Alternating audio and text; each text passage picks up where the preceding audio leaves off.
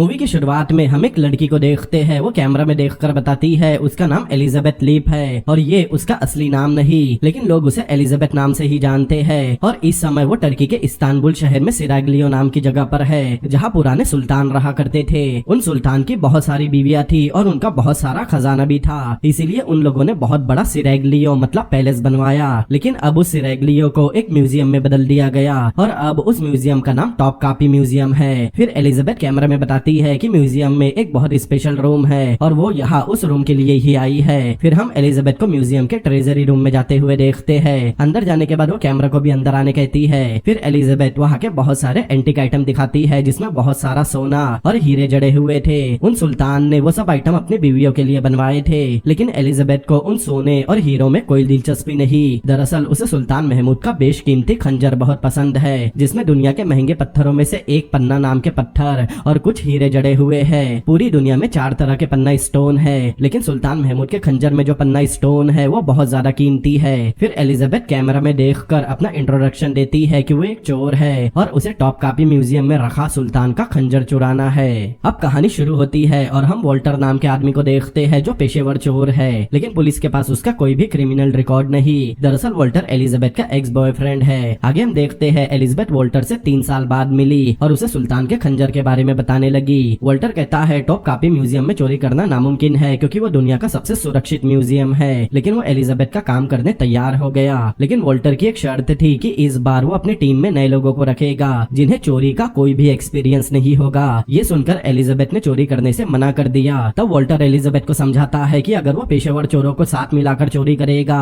तब पुलिस उन्हें बहुत जल्दी पकड़ लेगी, क्योंकि उन सबका पुलिस के पास पहले से रिकॉर्ड होगा। लेकिन अगर वो ऐसे लोगों के साथ चोरी करेगा जिनका कोई रिकॉर्ड नहीं, तो पुलिस उन्हें कभी नहीं पकड़ पाएगी, क्योंकि पुलिस का शक क्रिमिनल रिकॉर्ड वाले चोरों पर जाएगा। ये सुनकर एलिजाबेथ मान गई। फिर वॉल्टर बताता है कि वहाँ का सिक्योरिटी सिस्टम बहुत खतरनाक है, इसीलिए उन्हें सेड्रिक नाम के आदमी से मिलना होगा, जो लंदन में रहता है। मूवी के अगले सीन में हम देखते हैं वॉल्टर और एलिजाबेथ सेड्रिक से मिलने लंदन गए। सेड्रिक के घर में वॉल्टर को एक तोता दिखा, वो एक टॉय था। वो तोता एक वॉइस रिकॉर्डर है जिसे खुद सेड्रिक ने बनाया था। दरअसल सेड्रिक नए नए इन्वेंशन करने में माहिर है। कुछ देर बाद वहाँ सेड्रिक आया। फिर कुछ देर बात करने के बाद सेड्रिक उन्हें अंदर के कमरे में लेकर गया। वो कमरे में जाकर एक बटन प्रेस करता है, तब एक व्हील टेबल अपने आप चलकर आया, जिस पर ड्रिंक के 2 ग्लास रखे थे। ये देखकर एलिजाबेथ बहुत ज्यादा इम्प्रेस हुई। फिर एलिजाबेथ सेड्रिक से टॉप कापी म्यूजियम के बारे में पूछती है। सेड्रिक बताता है वहाँ का अलार्म सिस्टम पूरी दुनिया में फेमस है। सेड्रिक ने वहाँ के अलार्म सिस्टम का डेमो पहले ही बना लिया था। वो वहाँ रखे एक फ्लोर को म्यूजियम का फ्लोर समझने कहता है। फिर वो उस फ्लोर के सामने वॉल्टर को सुल्तान का स्टैचू बनाकर खड़ा करता है, जिसमें वो खंजर भी लगा है। फिर सेड्रिक ने एलिजाबेथ को चोर बनकर वॉल्टर के पास जाने कहा, ताकि वो उस खंजर को चुरा सके।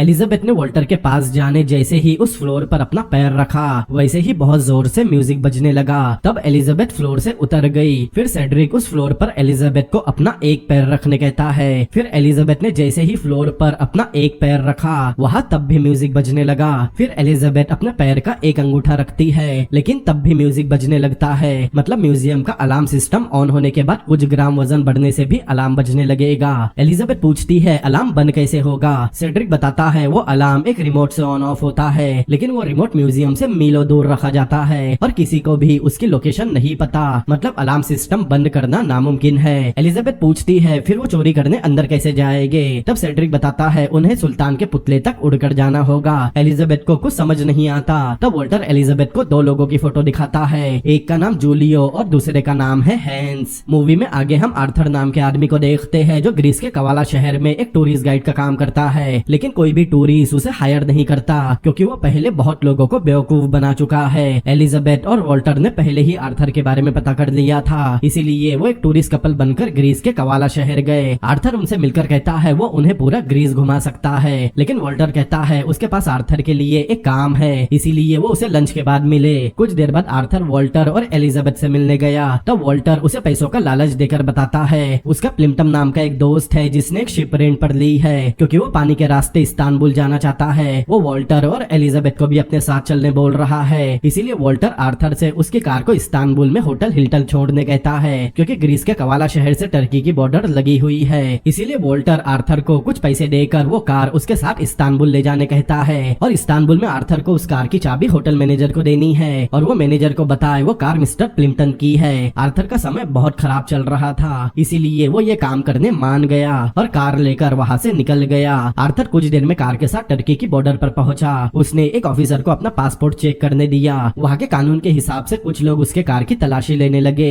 कुछ देर बाद ऑफिसर आर्थर को बताता है उसका पासपोर्ट 3 हफ्ते पहले एक्सपायर हो चुका है, इसीलिए उसे टर्की में एंट्री नहीं मिलेगी। तब आर्थर बहाने बनाने लगा और किसी तरह ऑफिसर को मनाने की कोशिश करने लगा, क्योंकि अगर वो वापस गया तो उसे वॉल्टर को सारे पैसे लौटाने होंगे। लेकिन ऑफिसर नहीं मानता। तभी तलाशी लेते समय कुछ लोगों को कार के दरवाजे से एक गन और 6 ग्रेनेड मिलते हैं, जिसे देखकर आर्थर घबरा गया। लेकिन उनमें से एक ग्रेनेड का पिन खींच लेता है, लेकिन वो टीयर गैस वाले ग्रेनेड थे जिसमें से धुएं के साथ गैस निकलने लगी। ये सब देखकर टर्की पुलिस ने आर्थर को गिरफ्तार कर लिया। अब उसे पूछताछ के लिए बहुत सारे ऑफिसर के सामने बैठाया गया। आर्थर बताता है वो कार उसकी नहीं है, उसे बस कार को इस्तांबुल ले जाने का काम मिला था, उसे झूठे इल्जाम में फंसाया जा रहा है। दरअसल अगले हफ्ते इस्तांबुल में एनुअल आर्मी परेड होने वाली है, इसीलिए पुलिस वालों को लग रहा था आर्थर एक टेररिस्ट है जो वहाँ दंगे भड़काने जा रहा है। पुलिस ऑफिसर बताता है कि टर्की में टेररिस्ट को मौत की सजा मिलती है। तब आर्थर पुलिस वालों के सामने गिड़गिड़ाकर बताता है कि वो कोई टेररिस्ट नहीं। तब पुलिस ऑफिसर कहता है वो उसे एक चांस देगा, लेकिन बदले में आर्थर को पुलिस वालों के लिए काम करना होगा।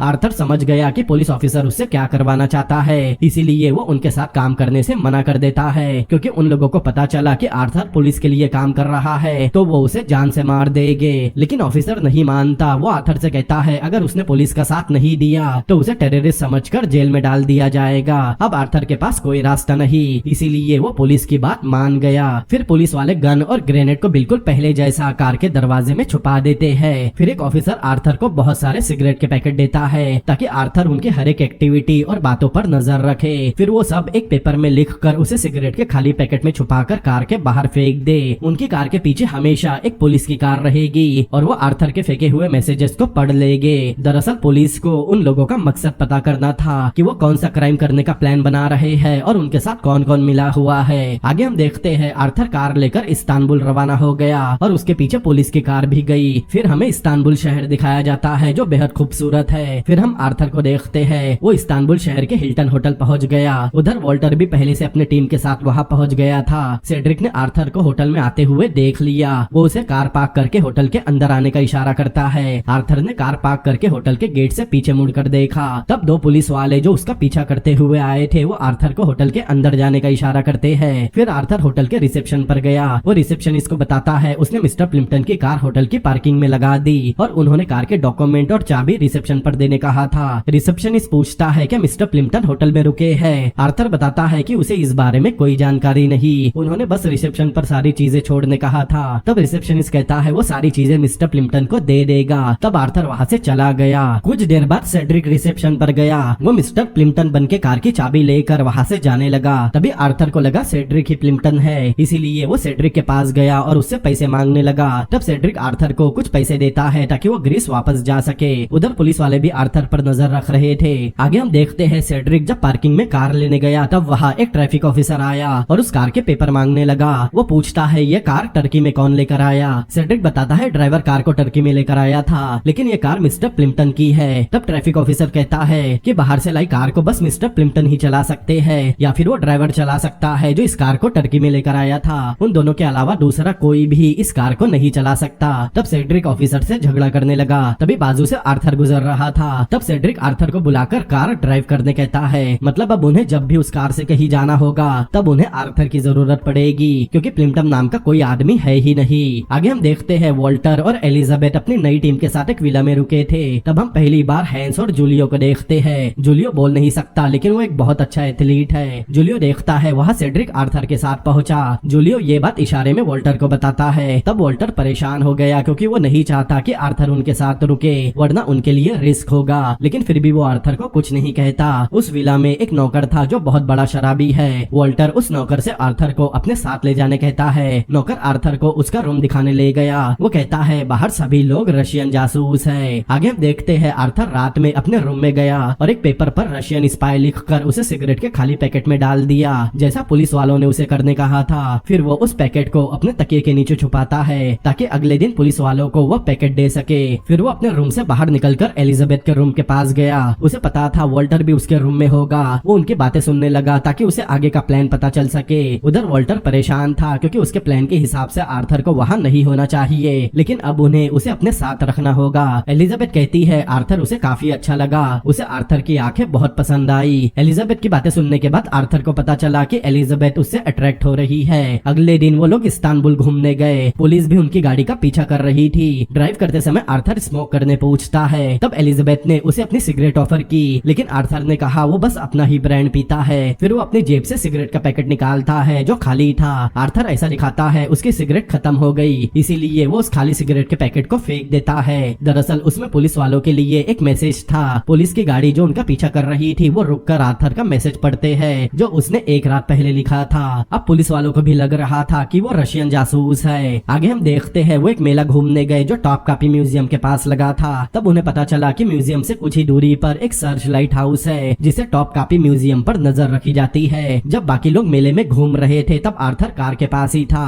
तभी वहाँ एक पुलिस वाला आया और उसे अपने सीनियर के पास लेकर गया। पुलिस ऑफिसर पूछता है उसे कैसे पता चला वो लोग रशियन स्पाई है। आर्थर बताता है उसे वहाँ के नौकर ने बताया। तब पुलिस ऑफिसर आर्थर से खुश होकर पूछता है क्या उसने उन लोगों की कोई बातें भी सुनी। तब आर्थर बताता है कि उसने एलिजाबेथ और वॉल्टर की बातें सुनी, लेकिन वो बातें पुलिस वालों के किसी काम की नहीं। लेकिन ऑफिसर फिर भी उसे सारी बातें बताने कहता है। तब आर्थर बताता है एलिजाबेथ को वो बहुत अट्रैक्टिव लगा और उसे उसकी आंखें बहुत पसंद आई। तब पुलिस ऑफिसर समझ गया कि एलिजाबेथ ने उसे बेवकूफ बनाया। उसे पता चल गया होगा कि आर्थर उनकी बातें सुन रहा है, इसीलिए उन्होंने आर्थर को सुनाने ये सारी बातें कही। तभी वहाँ दो पुलिस वाले आकर बताते हैं उन्होंने उनका विला छान मारा, लेकिन उन्हें कोई भी ऐसा सबूत नहीं मिला। मतलब जब वॉल्टर और बाकी के लोग मेला घूम रहे थे तब पुलिस वाले उनके विला की तलाशी ले रहे थे। ये सुनकर ऑफिसर भड़क गया। वो आर्थर से कहता है अगर उसने 3 दिनों के अंदर उन लोगों का प्लान पता नहीं किया और उन्हें गिरफ्तार नहीं करवाया तो उसे हथियारों की स्मगलिंग और टर्की में दंगे भड़काने के इल्जाम में जेल जाना पड़ेगा। उधर मेले में जोसेफ नाम के एक आदमी की भी दुकान थी। दरअसल जोसेफ उन्हीं की टीम का हिस्सा है जो म्यूजियम के बाहर नजर रख रहा था। एलिजाबेथ जोसेफ को बताती है वो मंडे के दिन टर्की से निकल जाएंगे, मतलब वो संडे के दिन म्यूजियम में चोरी करेंगे। फिर वो लोग म्यूजियम के गाइड के साथ अंदर गए और अंदर की सारी चीजों को ध्यान से देखने लगे।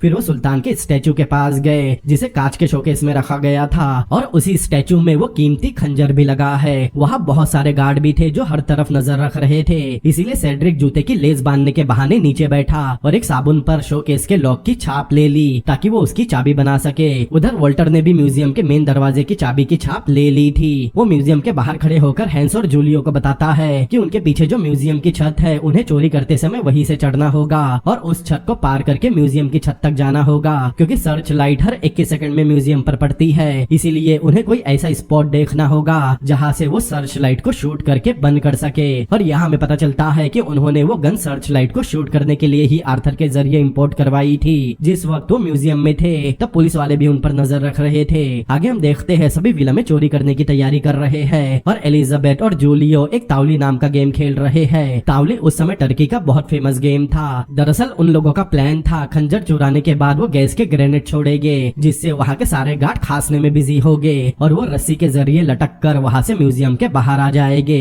एलिजाबेथ बताती है वहाँ से भागने के बाद उन्हें कोई भी सबूत नहीं छोड़ना है, लेकिन वो जिस रस्सी से लटक कर भागेंगे वो रस्सी म्यूजियम के खंबे पर ही बंधी रहेगी जिससे वो पकड़े जा सकते हैं। तब वॉल्टर एक रस्सी की गार्ड बांधता है जो बहुत मजबूत थी, लेकिन रस्सी का दूसरा हिस्सा खींचने पर वो गांठ आसानी से खुल गई। मतलब वो बाहर निकलने के बाद रस्सी भी अपने साथ लेकर जाएंगे। ये देखकर एलिजाबेथ खुश हो गई। वॉल्टर बताता है उसने ये टेक्निक स्काउट में सीखी थी। जब वो चोरी करने की तैयारी में बिजी थे तब जूलियो स्पोर्ट कार के पोस्टर देख रहा था। तब वॉल्टर ने जूलियो के पास जाकर उस पोस्टर को लात मार दी। फिर वॉल्टर जूलियो को भी 2 थप्पड़ लगाकर कहता है वो चोरी होने के बाद 1 साल तक कोई भी महंगी चीजें नहीं खरीद सकते, क्योंकि चोरी होने के बाद कई देश उनके पीछे आर्मी इन्वेस्टिगेटर और डिटेक्टिव लगा देंगे। अगर किसी ने भी कोई महंगी चीज खरीदी तो उसे चोर की नजर से देखा जाएगा और उससे पूछताछ की जाएगी। जब वॉल्टर ये सारी बातें अपनी टीम को बता रहा था तब आर्थर उनके रूम के नीचे खड़े होकर उनकी बातें सुन रहा था। तभी आर्थर के पास वहाँ का शराबी नौकर आकर कहने लगा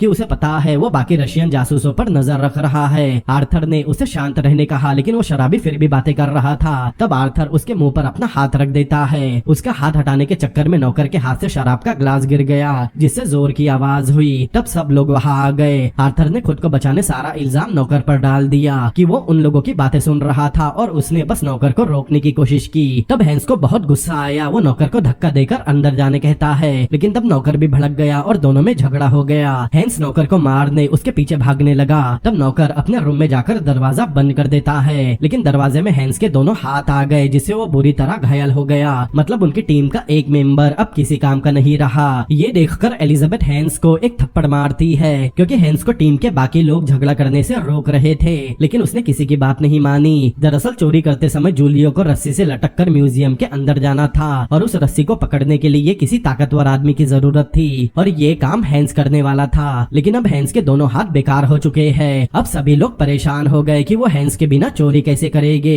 एलिजाबेथ रस्सी वाला काम करने सेड्रिक की तरफ देखती है, लेकिन सेड्रिक कहता है वो ये काम नहीं कर सकता क्योंकि वो क्रिकेट बैट भी पकड़ता है तो उसके हाथ में छाले आ जाते हैं। अब उनके पास आर्थर को चोरी में शामिल करने के अलावा कोई रास्ता नहीं, इसीलिए वो लोग आर्थर को बुलाते हैं। उस समय आर्थर अकेले बैठकर पुलिस के लिए एक मैसेज लिख रहा था कि एक जोसेफ नाम का आदमी म्यूजियम के बाहर उनके सिग्नल का वेट करेगा। तभी वहाँ सेड्रिक आया और उसे अपने साथ टीम के पास लेकर गया। उधर वॉल्टर रस्सी को एक सोफे से बांधता है। उस सोफे पर एलिजाबेथ भी बैठी थी। फिर जूलियो उस रस्सी का दूसरा छोर आर्थर के हाथ में देता है। फिर वॉल्टर कहता है उसे सोफे को एक जगह पर खड़े रहकर सिर्फ अपने हाथों की ताकत से खींचना होगा। सोफे को खींचने पर उसे $100 का इनाम मिलेगा। आर्थर कहता है वो इस काम में माहिर तो नहीं, फिर भी कोशिश करेगा। फिर वो रस्सी को झटके से खींचता है, लेकिन वो सोफा 1 इंच भी नहीं सरकता। तब एलिजाबेथ उसे पिन करती है कि वो उसे बहुत ताकतवर आदमी समझती है, वो इस तरह उसकी उम्मीदों पर पानी नहीं फेर सकता। ये सुनकर आर्थर और जोर से ताकत लगाता है, लेकिन फिर भी सोफा नहीं सरकता।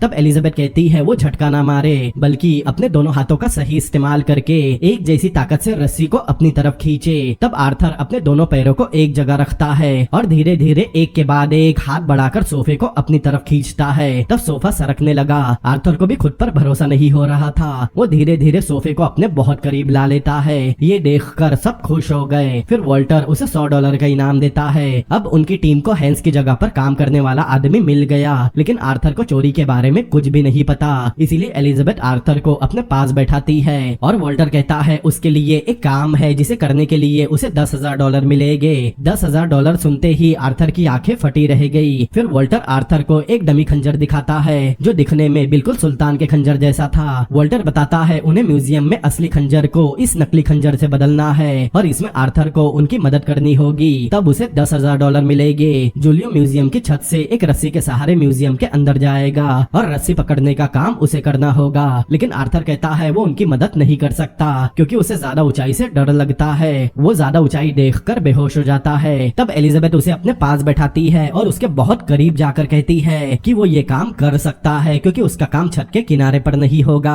आर्थर एलिजाबेथ के हुस्न के जाल में फंस गया। वो कहता है वो ये काम करेगा। तब एलिजाबेथ आर्थर को किस करती है। अब आर्थर पूरी तरह से एलिजाबेथ के वश में आ गया। वो कहता है पुलिस वालों को लग रहा है वो सभी टेररिस्ट है, लेकिन वो तो चोरी करने वाले हैं। तब अचानक वो होश में आया क्योंकि ये सारी बातें वॉल्टर को पता नहीं थी, लेकिन उसने एलिजाबेथ के बहकावे में आकर सब बोल दिया, इसीलिए वो शांत हो गया। तब वॉल्टर उससे जबरदस्ती इस बारे में पूछता है। आर्थर कहता है इसमें उसकी कोई गलती नहीं, वो बस उनका ही काम कर रहा था, लेकिन पुलिस वालों ने उसे टर्की बॉर्डर पर पकड़ लिया और उन्हें उस कार में गन भी मिली, इसीलिए पुलिस वाले उसे ब्लैकमेल करके अपना काम करवा रहे हैं। वॉल्टर पुलिस वालों का प्लान समझ गया था। अब पुलिस वालों के पास उनकी पूरी टीम और हथियारों की फोटो है, लेकिन उन्हें अब भी वॉल्टर और उसकी टीम का मकसद नहीं पता। उधर हैंस और सेड्रिक कहते हैं अब वो चोरी नहीं कर सकते क्योंकि पुलिस उन पर नजर रख रही है, इसीलिए उन्हें टर्की छोड़कर चले जाना चाहिए। लेकिन वॉल्टर कहता है वो इतनी जल्दी हार नहीं मान सकते।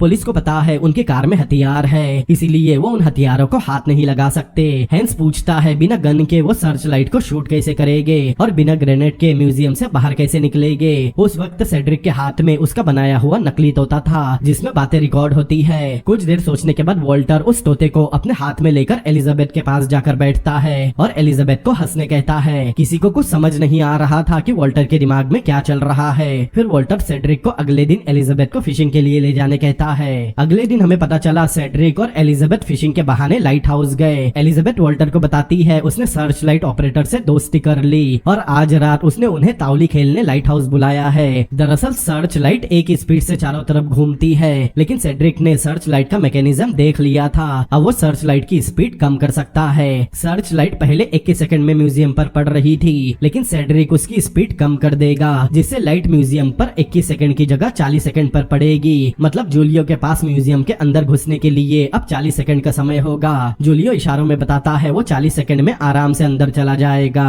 आगे हम देखते हैं चोरी करने के सारे औजार वो अपनी बॉडी पर पर बांधते हैं ताकि वो औजार कपड़े पहनने पर छुप जाए। उधर सेड्रिक एलिजाबेथ के सामने पागलों जैसा डांस करके उसे बहुत हंसाता है ताकि वो उसकी हंसी को तोते में रिकॉर्ड कर सके। इसके बाद वो कार से निकलते हैं। तब वही पुलिस की कार उनका पीछा कर रही थी। वॉल्टर आर्थर से कार धीरे चलाने कहता है क्योंकि वो चाहता है पुलिस उनका पीछा करती रहे। आर्थर को लग रहा था वो म्यूजियम जा रहे हैं, लेकिन वॉल्टर बताता है वो लोग म्यूजियम नहीं बल्कि रेसलिंग देखने जा रहे हैं क्योंकि इस्तांबुल में एनुअल इवेंट और आर्मी परेड शुरू हो गई। फिर वो स्टेडियम में पहुंचे और 2 पुलिस वाले उन पर नजर रख रहे थे। कुछ देर बाद सेड्रिक स्टेडियम से बाहर निकला। तब एक पुलिस वाला उसके पीछे गया, लेकिन सेड्रिक आइसक्रीम लेकर वापस स्टेडियम में आ गया। उधर रेसलिंग शुरू होने वाली थी जिसे देखने के लिए स्टेडियम पूरी तरह से भरा हुआ था। कुछ देर बाद एलिजाबेथ उठकर स्टेडियम के बाहर गई, लेकिन दोनों पुलिस वालों को रेसलिंग देखना था, इसलिए दोनों एक दूसरे को एलिजाबेथ के पीछे जाने कहते हैं। बाद में एक पुलिस वाला फिर से एलिजाबेथ के पीछे गया, लेकिन वो बाहर मेले में जाकर कुछ खेल देखती है और वापस स्टेडियम में आकर अपनी जगह पर बैठ गई। तब पुलिस वाला भी वापस स्टेडियम में आ गया।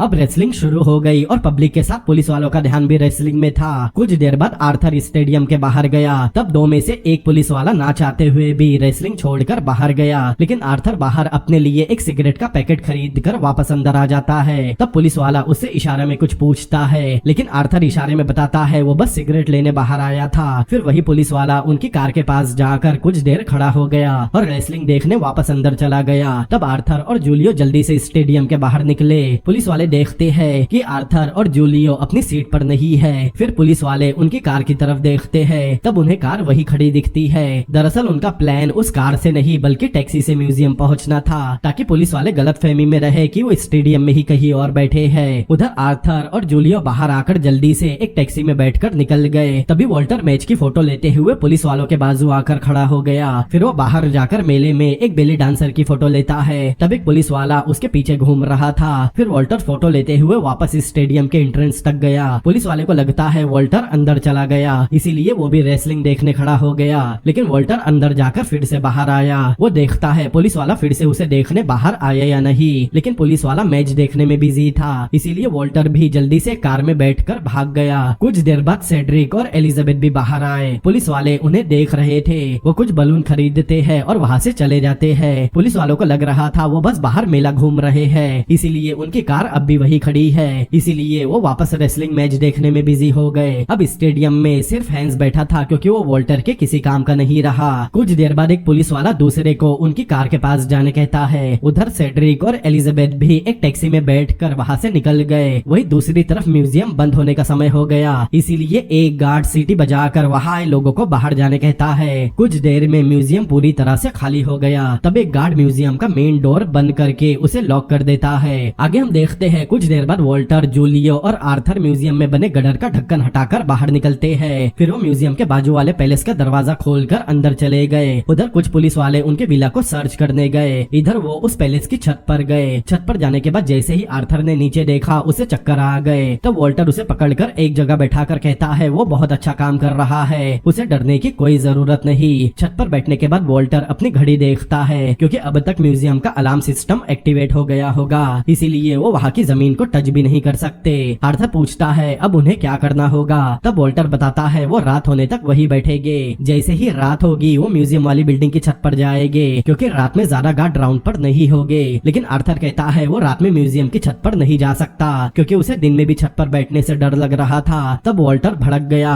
वो गुस्से में आर्थर की कॉलर पकड़कर कहता है उन्हें रात में ही जाना होगा। आर्थर कहता है वॉल्टर चाहे तो उसे जान से मार दे, लेकिन वो रात में एक छत से दूसरी छत पर नहीं कूदेगा। अब वॉल्टर के पास कोई रास्ता नहीं था, इसीलिए वो उसी समय मतलब दिन में ही म्यूजियम की छत पर जाने कहता है। फिर वॉल्टर और जूलियो आर्थर को पकड़ते हैं और छत के किनारे से दूसरी छत पर जाने निकलते हैं। कुछ देर में वो म्यूजियम की छत पर पहुंच गए। वो लोग एक खिड़की के पास गए। उधर म्यूजियम के बाहर जोसेफ अपनी दुकान में बैठा था, लेकिन रात होने की वजह से मेले की दुकानें बंद हो रही थी। सेड्रिक और एलिजाबेथ भी वहाँ पहुँच गए। फिर एलिजाबेथ कुछ देर बाद बलून हवा में छोड़ती है। उधर म्यूजियम की छत पर वॉल्टर एलिजाबेथ के छोड़े हुए बलून को देखकर समझ गया कि सेड्रिक और एलिजाबेथ लाइट हाउस जाने के लिए निकल गए। कुछ देर में जोसेफ भी अपनी दुकान बंद कर देता है, मतलब अब रात होने वाली थी। तब वॉल्टर दोनों को अपने कपड़े उतारने कहता है क्योंकि जूलियो ने चोरी में लगने वाले सारे औजार अपने कपड़े के अंदर छुपा रखे थे। आर्थर ने एक बड़ी रस्सी अपने शरीर पर लपेट रखी थी। उधर सेड्रिक और एलिजाबेथ सर्च लाइट ऑपरेटर के साथ तावली खेलने लाइट हाउस पहुंच गए। रात होने पर सर्च लाइट शुरू हो गई, जिसकी रोशनी हर 21 सेकंड में म्यूजियम पर आ आ रही थी। फिर एलिजाबेथ सर्च लाइट ऑपरेटर के साथ तावली खेलना शुरू करती है। उधर वॉल्टर रस्सी का एक छोर आर्थर की कमर में बांधता है और दूसरा हिस्सा जूलियो की कमर में। अब जूलियो पूरी तरह से म्यूजियम की दीवार से उतरने तैयार था, वो बस सर्च लाइट की स्पीड कम होने का वेट कर रहा था। वही दूसरी तरफ जब लाइट ऑपरेटर तावली खेलने में बिजी हो गया, तब सेड्रिक ऑपरेटर को बिना पता चले एक कपड़े से लाइट के व्हील को स्लो कर देता है, जिससे सर्च लाइट की घूमने की स्पीड कम हो गई। तब वॉल्टर जूलियो को नीचे जाने कहता है। जूलियो जैसे ही रस्सी के साथ नीचे कूदा, आर्थर से जूलियो का वजन संभाल कर नहीं होता, इसीलिए वो भी नीचे जाने लगा। तब वॉल्टर जल्दी से आर्थर का पैर पकड़कर उसे ऊपर खींचता है। तब जूलियो भी ऊपर आया। दरअसल म्यूजियम की दीवार में एक विंडो थी जहाँ से जूलियो को अंदर जाना है। अब वॉल्टर और आर्थर मिलकर जूलियो को थोड़ा ऊपर खींचते हैं ताकि वो उस विंडो की बराबरी में आ सके।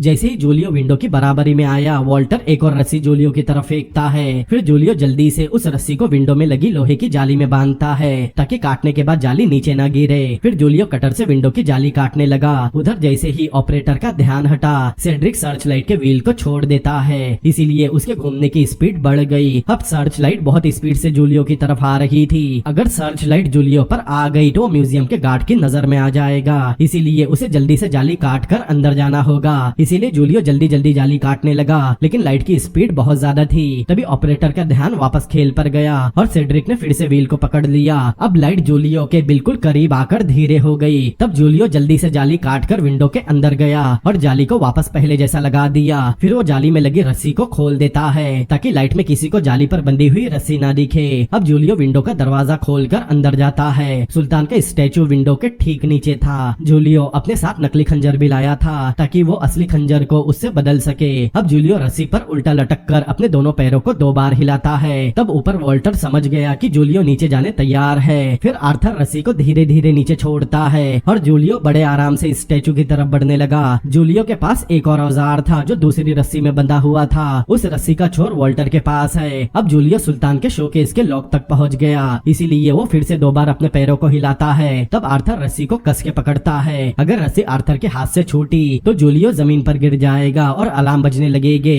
इसीलिए वो बहुत सावधानी के साथ चोरी कर रहे थे। अब जूलियो शोकेस का लॉक खोलता है और फिर से अपने पैरों को 2 बार हिलाता है। तब आर्थर जूलियो को ऊपर खींचता है। फिर जूलियो उस औजार को शोकेस के ऊपर वाले हिस्से पर चिपका देता है। फिर वॉल्टर औजार से बंधी रस्सी को खींचकर टाइट करके उस पे मार्किंग करता है, क्योंकि उस शोकेस को वापस भी रखना होगा। अगर शोकेस जरा भी तेजी से छूटा तो उसके प्रेशर से अलार्म बजने लगेगा। मार्किंग करने के बाद वॉल्टर शोकेस वाली रस्सी को ऊपर खींचता है। तब शोकेस ऊपर आने लगा। कुछ देर में सुल्तान के पुतले के ऊपर से शोकेस पूरी तरह हट गया। तब जूलियो सुल्तान के स्टैचू से असली खंजर निकाल कर उसकी जगह नकली खंजर लगा देता है। फिर जूलियो वॉल्टर को इशारा करता है। तब वॉल्टर शोकेस की रस्सी को धीरे धीरे उसके मार्किंग पॉइंट तक छोड़ता है ताकि शोकेस प्रेशर के साथ नीचे ना जाए। कुछ देर में शोकेस अपनी जगह पर वापस लग गया। फिर जूलियो उस शोकेस को वापस लॉक कर देता है। अब जूलियो के पास खंजर आ चुका था, इसीलिए वो वापस आने की तैयारी करता है। जूलियो वापस विंडो पर आया और विंडो से बाहर निकलने लगा, लेकिन उसने जैसे ही विंडो का दरवाजा बंद किया, उससे पहले ही एक छोटी सी चिड़िया अंदर आ गई, जिस पर जूलियो का ध्यान नहीं गया। वो विंडो का दरवाजा बंद कर देता है। अब जूलियो जल्दी से विंडो की जाली लगाता है। फिर वॉल्टर और आर्थर उसे ऊपर खींच लेते हैं। अब उनकी चोरी सक्सेसफुल हो चुकी थी। अब उन्हें किसी तरह गार्ड से बचते हुए म्यूजियम से बाहर निकलना होगा। फिर हम म्यूजियम की सिक्योरिटी रूम में वहाँ के ऑफिसर को देखते हैं। उसे बहुत जोर जोर से एक लड़की के हंसने की आवाज आई, इसीलिए वो चेक करने रूम से बाहर निकला। दरअसल वो एलिजाबेथ के हंसने की आवाज थी, जो सेड्रिक ने अपने बनाए हुए तोते में रिकॉर्ड किया था। जोसेफ उस तोते को म्यूजियम के प्रीमाइसेस में रख देता है ताकि वहाँ का सिक्योरिटी ऑफिसर आवाज ढूंढने में बिजी रहे। इसके बाद जोसेफ म्यूजियम की दीवार के पास गया, जहाँ तीनों उसका वेट कर रहे थे। जूलियो रस्सी का एक छोर वहाँ बने पिलर से बांधता है और दूसरा छोर जोसेफ ने नीचे एक पेड़ से बांधा। फिर तीनों एक एक करके रस्सी से घसकर नीचे उतरने लगे। उधर गार्ड अब भी हंसने की आवाज से परेशान था। कुछ देर बाद आवाज आना बंद हो गई। तब गार्ड भी परेशान होकर अपने ऑफिस में जाकर बैठ गया और वो लोग बड़े आराम से खंजर लेकर म्यूजियम से बाहर निकल गए। उधर स्टेडियम के पास जो वॉल्टर की कार खड़ी थी, वहाँ अब भी वही पुलिस वाले उनका वेट कर रहे थे। कुछ देर बाद वॉल्टर और उसकी टीम भीड़ के साथ वहाँ आई। वो ऐसा दिखाते हैं मानो वो वहाँ मेले में ही घूम रहे थे। फिर वो लोग अपनी कार में बैठकर वहाँ से निकल गए। पुलिस वालों को लगता है कि वो सारा दिन वही थे।